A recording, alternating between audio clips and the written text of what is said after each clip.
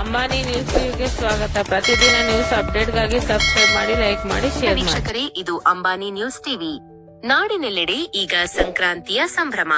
ಸೂರ್ಯ ಪಥ ಬದಲಿಸಿ ಉತ್ತರಾಯಣಕ್ಕೆ ಅಡಿಯಿಡುವ ಈ ಪುಣ್ಯ ಕಾಲದಲ್ಲಿ ಮನೆ ಮನಗಳಲ್ಲಿ ಹಬ್ಬದ ಕಳೆ ಹೆಚ್ಚಾಗಿದೆ. ಮುಖ್ಯ ಸುದ್ದಿ: ಇದೇ ಸುಸಂದರ್ಭದಲ್ಲಿ ಜೆಡಿಎಸ್ ರಾಜ್ಯ ಕೋರ್ ಕಮಿಟಿ ಅಧ್ಯಕ್ಷರು ಹಾಗೂ ಚಿಂತಾಮಣಿಯ ಮಾಜಿ ಶಾಸಕರಾದ ಜೆ.ಕೆ. ಕೃಷ್ಣಾರೆಡ್ಡಿ ಅವರು ನಾಡಿನ ಸಮಸ್ತ ಜನತೆಗೆ ಮಕರ ಸಂಕ್ರಾಂತಿ ಹಬ್ಬದ ಹಾರ್ದಿಕ ಶುಭಾಶಯಗಳನ್ನು ಕೋರಿದ್ದಾರೆ. ವಿವರಣೆ: ಈ ಬಾರಿಯ ಸಂಕ್ರಾಂತಿಯು ನಾಡಿಗೆ ಸಮೃದ್ಧಿಯನ್ನು ತರಲಿ ಎಂದು ಹಾರೈಸಿರುವ ಅವರು, ಮುಖ್ಯವಾಗಿ ಅನ್ನದಾತ ರೈತರಿಗೆ ಉತ್ತಮ ಮಳೆ ಬೆಳೆಯಾಗಲಿ ಎಂದು ಆಶಿಸಿದ್ದಾರೆ.